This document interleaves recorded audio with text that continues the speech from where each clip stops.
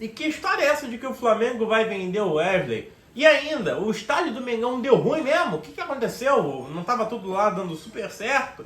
E por último, o Flamengo vai embolsar uma baita grana e do nada? Que história é essa? Bom, antes de falar sobre esses assuntos, que são basicamente a prévia do nosso vídeo de hoje, eu gostaria de pedir para você que se inscreva no canal e deixe o seu like. Bom, vamos começar sobre a venda do Wesley e por que eu acho que o Flamengo fez certo em não vender o jogador. As informações dão que o Brighton da Inglaterra está querendo contratar o jogador e ofereceu 4 milhões de euros, cerca de 21 milhões de reais, pela compra dos direitos do atleta. O Flamengo rejeitou e deu uma contraproposta falando: olha, eu começo a negociar e vendo o meu jogador por no mínimo 8 milhões de euros ou 40 milhões de reais. Basicamente, o Flamengo está tentando segurar o jogador pela idade e pelo potencial que o atleta tem. Agora, é óbvio que o jogador, não tendo a prioridade da posição, já que ele é reserva do Varela, e sim, muito bem colocado na reserva, até por questões de recomposição, fator tática e até disciplina, já que o Wesley deu uma porrada no torcedor do Flamengo esses dias aí, eu entendo a postura do Tite. E entendo que o Tite está querendo um jogador mais qualificado e mais cascudo para as competições. Óbvio, um jogador mais novo, ele tem o seu potencial elevadíssimo. Tanto é que o Barcelona quis contratar o Wesley e depois converteu em empréstimo. E, obviamente, que isso não foi para frente, mas entende-se que se um clube gigante da Europa tem interesse pelo jogador, ele é, no mínimo, observável. Então, assim, o Flamengo está tentando manter o Wesley no elenco para que ele se mostre cada vez mais valioso, qualificado, e assim consiga depois uma venda superior. Eu entendo que este seja o pensamento correto e, sim, vou aí em direção ao que pensa o Landinho Braz nessa tomada de atitude. Só que o jogador, sendo reserva do Flamengo e tendo uma proposta para a Europa, por mais que não seja aquela proposta que enche os olhos, ele pode sim querer ir jogar no futebol europeu e principalmente na Inglaterra, na maior liga do mundo, e lá tentar despontar. Acho que ele consegue fazer isto? Acho, mas não nesse presente momento. Acho que se ele for agora, ele vai jogar fora a oportunidade de Europa dele, mas ele vai acabar se queimando.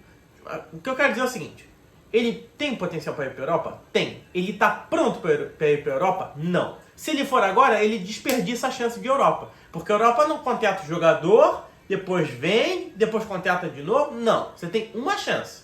E nessa tua chance, você tem que chegar lá voando. E o Wesley está longe de estar voando. Aliás, ele não está nem jogando aqui no Brasil. Então ele não vai chegar lá e estourar.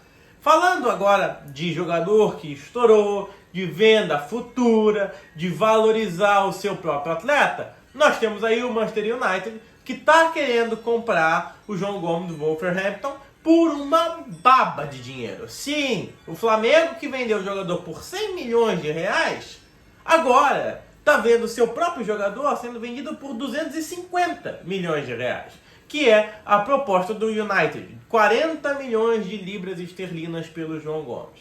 E aí a gente vai ficar feliz, porque o Flamengo tem 10% do passe do jogador e pode receber aí cerca de 25 milhões de reais. Ok, legal, o Flamengo vai embolsar mais dinheiro com o atleta. Mas se não tivesse vendido o jogador por um valor tão irrisório, poderia ter conseguido mais dinheiro. E eu tô falando o seguinte: não é que o Flamengo ia vender o João Gomes por 300 milhões, 250 milhões de reais. Não, isso eu duvido que acontecesse. Mas, se ao invés de vender por 100, vendesse por 150, e agora com essa futura venda vai faturar mais 25, teria aí angariado mais 75 milhões de reais aos seus cofres. O que é importantíssimo. Saber vender o seu ativo é importantíssimo, principalmente para um clube de futebol, que vive de venda de jogadores e conquista de títulos, receita de torcida, venda de material esportivo, tudo certo, ok. Mas a venda dos jogadores é algo muito importante porque muda o patamar do clube. Você duvida disso? E se eu te lembrar que o Flamengo vendeu Paquetá, Vinícius Júnior, Viseu e diversos outros jogadores que fizeram com que o Flamengo tivesse caixa e montasse o time que ele tem hoje. Claro, a administração do Bandeira foi importante? Foi. Mas a venda dos jogadores possibilitou esse salto do Flamengo. E isso faz com que o Flamengo seja até hoje o clube vencedor que é. Então, vender o jogador de maneira correta é imprescindível. Agora, vamos falar sobre o estádio. Novamente, outra cortina de fumaça. Eu estou desmistificando todos os dias cortinas de fumaça jogadas pela diretoria do Flamengo. E esta é, além de uma cortina de fumaça, um plano aí que está visando a eleição no final do ano. É o que eu disse. Sempre que tem problema no Flamengo, ou sempre que você quer convencer a massa rubro-negra, você fala no estádio, porque é um desejo de todo torcedor do Flamengo ter a casa própria, ter o estádio próprio. Que o Flamengo é zoado porque não tem estádio. Tudo bem, eu concordo quando você fala que o estádio do Flamengo é o teu, o estádio do teu clube. Porque o Flamengo chega nele, lota, ganha e faz você passar vergonha. Eu sei, o Flamengo ele não é regional, ele é universal, é gigante, é o maior clube do Brasil, é o time que mais tem torcida do mundo, concordo contigo. Mas ter o estádio é algo que acalentaria as nossas almas. Ok, agora, ficar brincando com isso é sacanagem. Antes o estádio teria capacidade para 100 mil pessoas. Agora o estádio vai ter capacidade só para 75 mil. Ficou difícil fazer um estádio de 100 mil. Por quê? Por qual motivo? Problema de engenharia? Falta de recurso? Problema no projeto? Por quê? Alguém falou isso? Da onde que está surgindo isso? Não. Isso só, bum, surgiu, do nada. Assim como veio o Landim e do nada falou estádio para 100 mil pessoas, agora o estádio vai para 75 mil pessoas. Outro fator que aí sim foi informado.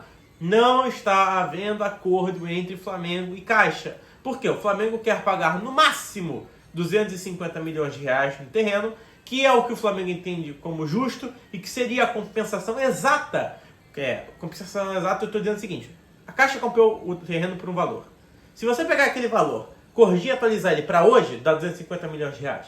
Então é isso que o Flamengo está falando. Ó, Caixa, você não tem lucro, eu só estou te repassando o valor que à época você pagou, que hoje em dia é um pouco maior. E a Caixa, óbvio, não está aceitando, porque ela quer lucrar em cima desse valor. Só lembrando, por favor, a Caixa não é a dona do terreno. A Caixa é um banco federal. Se a Caixa fosse dona, teria que ser licitado o terreno. Então, a Caixa tem os direitos de venda do terreno, porque ela adquiriu o fundo particular e o fundo é dono do terreno. Então, se o fundo não quiser vender, a Caixa está assim, ó, amarrada, não consegue fazer nada. Então, o Flamengo está tentando conciliar com a Caixa, chegar num denominador comum para a compra do terreno. E, senhoras e senhores, sendo muito reto e objetivo com vocês, enquanto não chegar num consenso e enquanto não comprar o terreno, não tem estádio. Vai fazer o estádio aonde? Em cima da minha cabeça? Tudo bem, a calvície é grande, mas não cabe o Maracanã aqui em cima. Então não adianta fazer mistério e alarde. Só acreditem no estádio quando for comprado o terreno. Porque se você compra um terreno de 250 milhões de reais, pô, me parece plausível que você vai usar ele para construir o terreno. Porque nenhum presidente é louco o suficiente de comprar um terreno de 250 milhões de reais para campanha e não usar. Isso seria burrice, seria um tiro no pé, seria algo que seria utilizado contra ele. Então, assim, comprado o terreno, passamos a conversar sobre a construção do estádio.